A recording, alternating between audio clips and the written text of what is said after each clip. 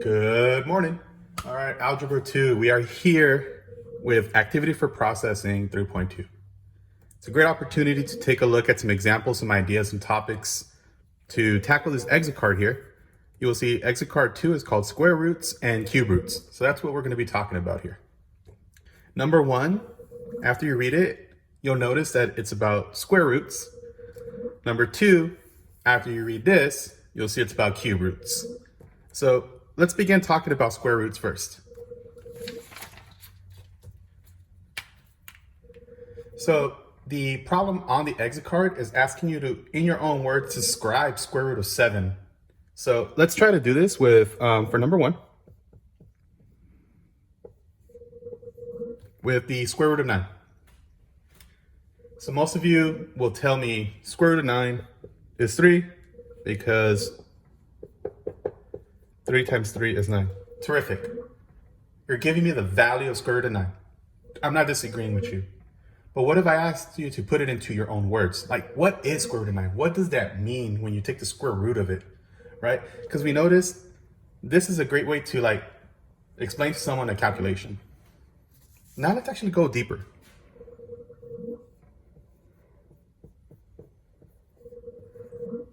I'd like to present to you the idea is what happens if we take the product of square root of 9 and square root of 9.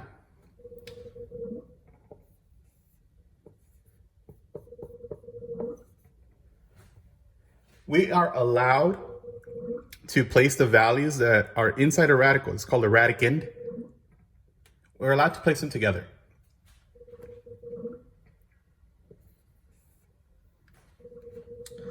Now that they're together inside, we can get a more specific value for this inside here. You notice I'm leaving this blank. So in order to find this, we're going to multiply 9 times 9, which gives us a product of 81. So then you have to calculate the value, which if you knew what I was talking about up here, this should be easy. So you need to think to yourself, what's a number and another number that carry the same value that if I multiply them, give me this value here, this radicand. 9 will work. So in our own words, we have to describe what square root of 9 is, right? So here's what I'd like to say. Square root of 9 is a number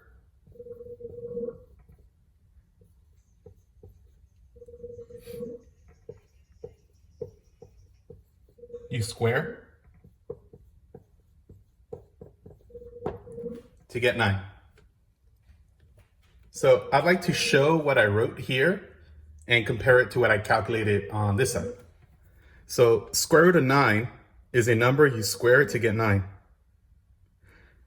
So I see square root of 9 times square root of 9. I see 9 times 9 inside a square root. Then I see 81. Then I see 9 here. I don't see anywhere on this answer where I squared it. That's where I like to draw your attention.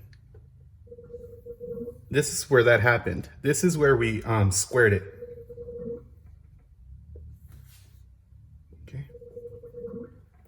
This here is technically square root of 9 squared because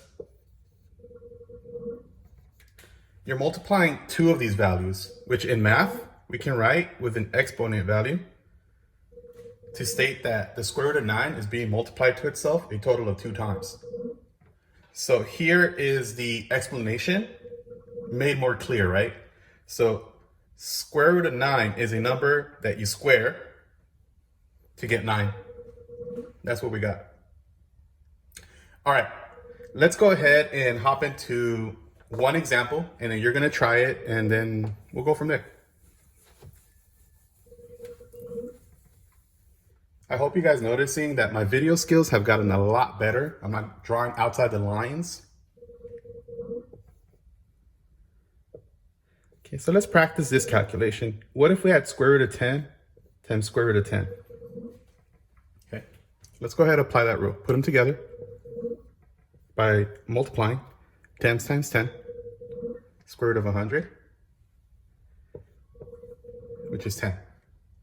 So we have just proven through a calculation that square root of 10 to the second power, this here, is equal to 10.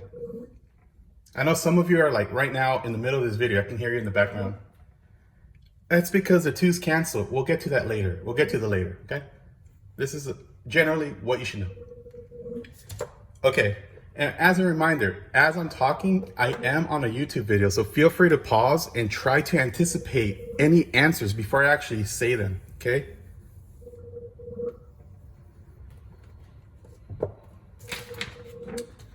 Okay, so this question here, number 2, is asking us to find the 2 whole numbers that are closest to cube root of 22. Then we need to explain how we know they are the closest ones, okay? This one, how I do it is my way. I definitely, because I foresee some people having trouble like comprehending this. I definitely want you to click on the links provided so you can get another way of looking at it. The link that I provided has a very great infographic that's going to guide you through it. But let's try it my way. And if it doesn't work, go ahead, hop to that link. Okay. All right. So this is number 2, and we'll go ahead and go with this example. So let's say I'm trying to approximate the cube root of 7. Okay. I need 2 values that are perfect cube roots. One to the left, which is smaller than the value in the middle, and one to the right, which is larger than the one in the middle. I know that the cube root of 1 is a perfect cube root.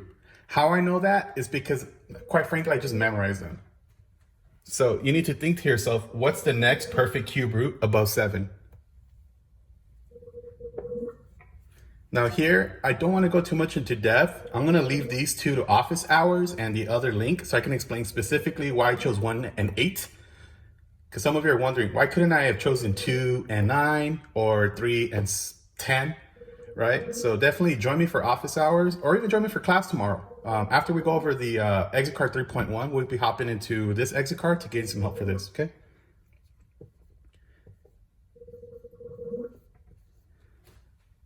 Okay.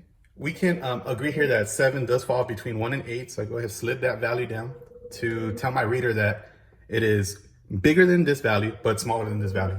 So I'm creating the bounds, right? I'm saying that this is between these 2 here.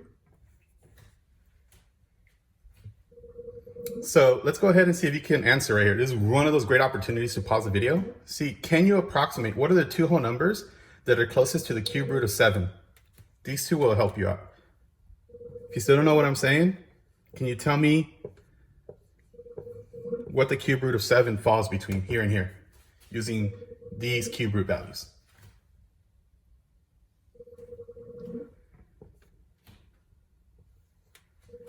All right, so if you got 1 and 2, you're on great track. Now I'm going to push a little further. This is not required in your answer, but why not, right? I would then even push you further to think, is the cube root of 7 closer to 1 or is it closer to 2? What do you think? Okay.